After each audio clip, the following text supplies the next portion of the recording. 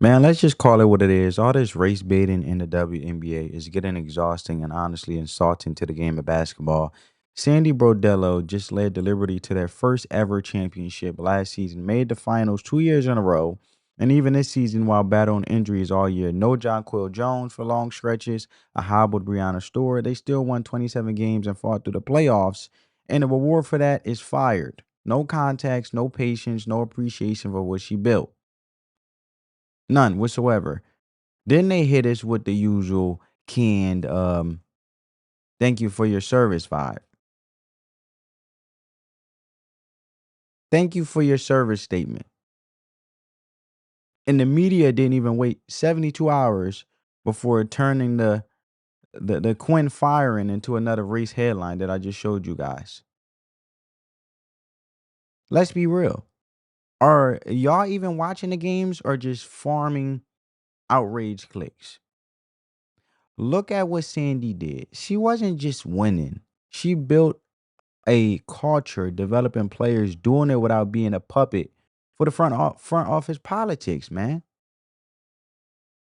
Maybe she didn't want to take Natasha Cloud. Maybe she pushed back on signing players that didn't fit her system. And for that, she's labeled difficult and tossed aside. That's not basketball, that's politics. You got general managers making roster calls without consulting star players or even their own head coach. Meanwhile, you can't tell me Brodello wasn't one of the best minds in the game. But when you're not willing to check every box with this to basically entertain this race baiting when it should be about basketball. Why can't we just keep it about basketball? This is so divisive. What about the young girls, the young women that inspire to be basketball players? Because it's going to take away from them. It could take away potentially from them being the best as they are, as being seen for what people continue to know them for who they are, as adding value into life and being a game changer and being impactful, being a part of a franchise like the WNBA and continue to inspire, motivate others as we all want to be, adding value to this life and leaving this earth better off than where we left it. Don't you think in a more unified way, not a divisive way?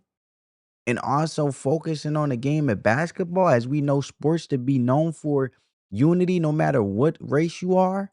We all know that we came together in a partisan understanding that sports has just made the best win and made it compete in the love and the love and the hate and the difficulty and the frustrations that your favorite player or favorite team go through. That's that humane connection. And you feel that with other plans, not other plans, other fans in unity together as a fan base. It's part of the fandom spirit, baby. Right?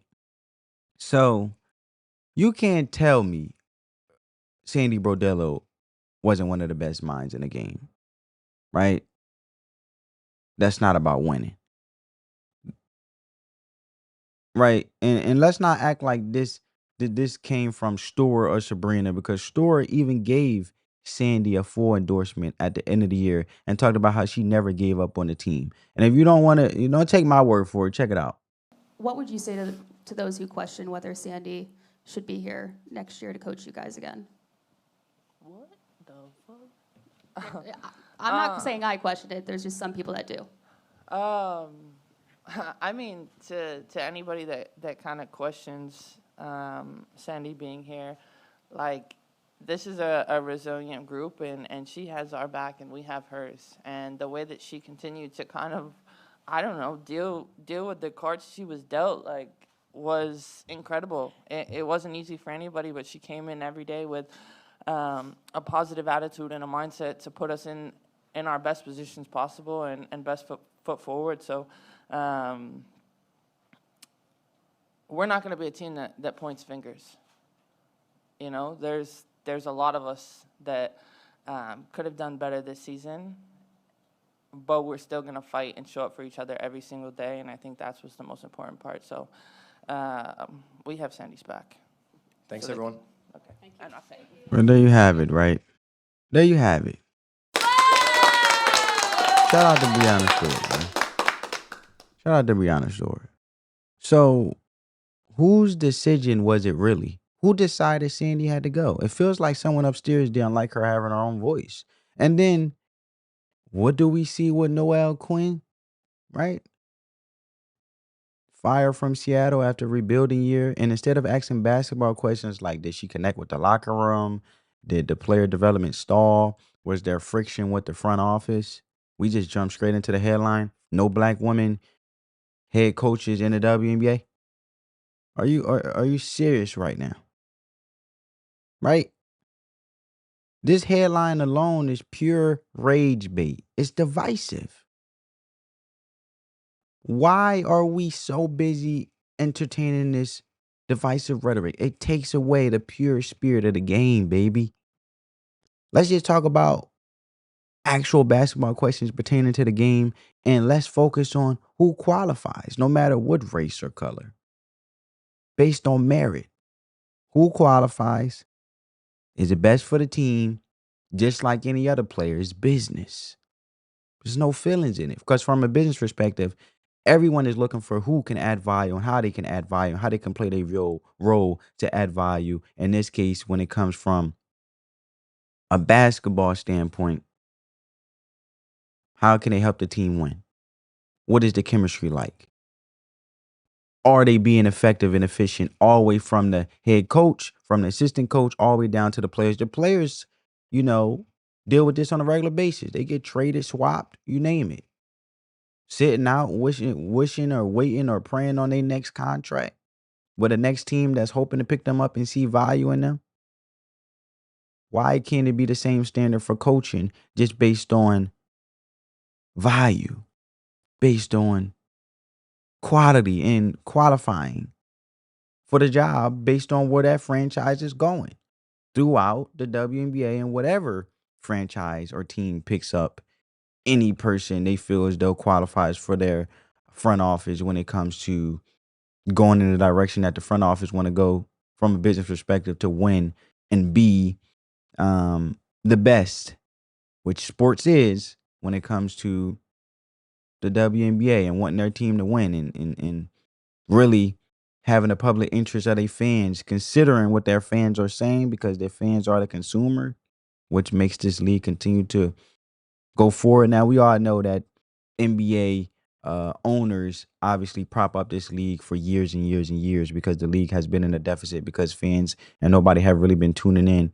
But it has been a lifeline of NBA owners continue to funnel their own monies to continue to make the WNBA exist. But now that that thing is changing and people are tuning in, they're getting more eyeballs. Why are we entertaining this rhetoric? It's misleading to the youth. It's divisive. It's not unity. It's not peace. It's not love that come with this. This is pure rage bait. The article barely even mentions um it barely even mentions about quality or the quality of coaching or asking basketball questions, right? We why are we going around with this emotional blackmail in article form, pressuring teams to make decisions off of race instead of basketball ones? So let me get this straight. We're not allowed to question coaching records, team chemistry, leadership styles, nothing. The only metric is race. Look, coaching hires should be on who fits, and we all know you have to be a cultural fit. Who can develop players? Who can manage egos, build relationships with the front office, and make basketball sense? Not everything is some moral referendum on the society. You want to talk representation? Cool, but keep it in context. Basketball first. The WNBA has to stop shooting itself in the foot for visibility and relevance. And the media dragging every coaching decision through the race lens is turning people off, right? We got to stop that. We're getting journalism that reads more like activism than analysis.